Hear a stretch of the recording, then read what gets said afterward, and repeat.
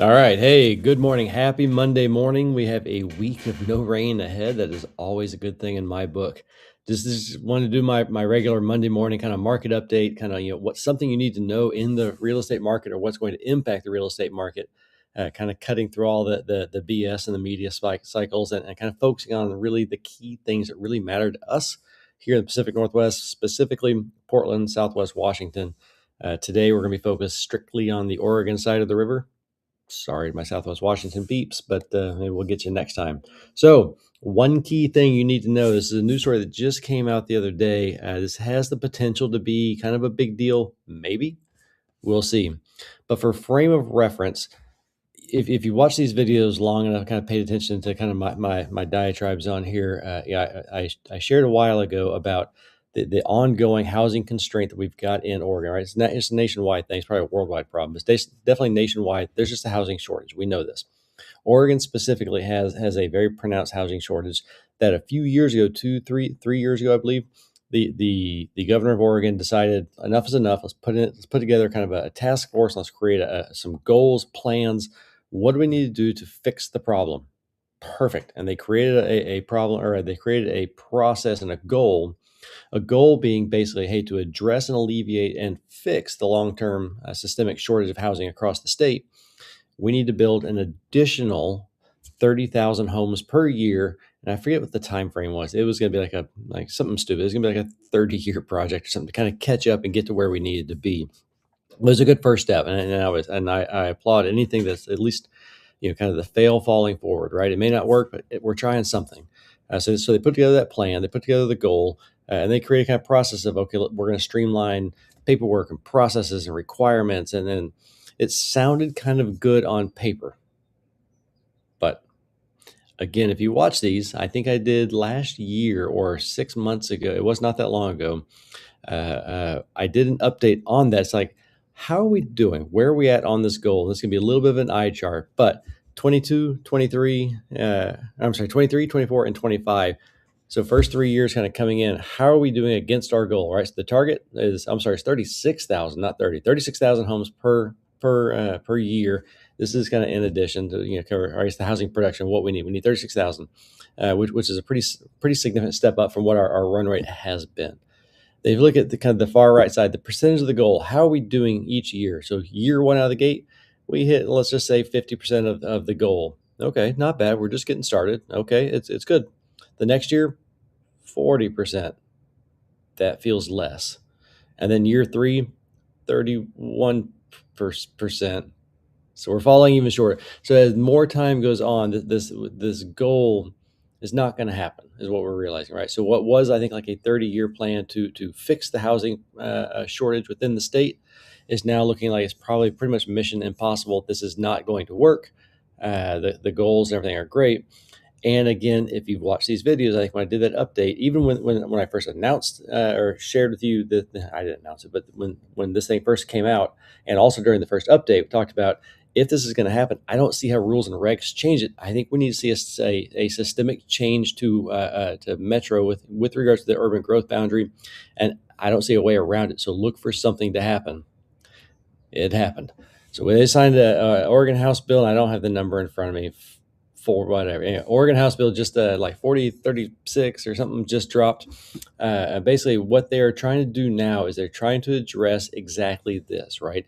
They're realizing they have headwinds to make this goal happen. So we need to figure out how can we then further facilitate cities and communities so that they can build the additional homes to actually fix our housing shortage. Fix the housing shortage. Maybe we see a little bit of not softening in prices, but softening in the increase of home affordability, things of that nature, just to make it easier for people. And certainly first-time home buyers, seniors, some of the more impacted populations definitely are going to get a little bit more focus on this. You'll notice in the graphic, they chose to do this in the city of Woodburn.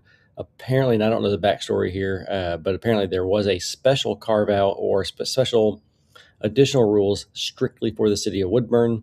Why? I don't know. I don't live in Woodburn. But I believe in that market it was more geared towards like farm related housing, manufactured home housing, things of that nature. So it's just a little bit more specific to the city of Woodburn. Otherwise, it's all pretty universal. So the biggest things that are going to come out of this House bill. So there's several kind of main things in there, but kind of the two big takeaways I think they're going to impact the lion's share of us here in the community. First and foremost, it's going to increase the amount of land that larger cities can add to the urban growth boundaries from 100 buildable acres to 150 buildable acres. So a 50% increase in how much land can you add with each pop of the UGB. 50% increase, that is absolutely fantastic. So that's what we need is we need more land being developed. I know that nobody wants to see Portland sprawl. There's no way around it, right? We're already working on the density issues, which is a great first step, but it's inevitable. This city is going to grow. It is going to expand. So heads up, places like, I guess further expansion of Hillsborough, Forest Grove, North Plains.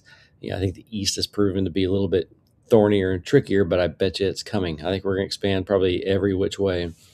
Southern side, who knows? I can't imagine I-5 getting any worse. So hopefully it's not going to be more like Canby, Aurora in those areas, because God help everybody on I-5 at that point, if so.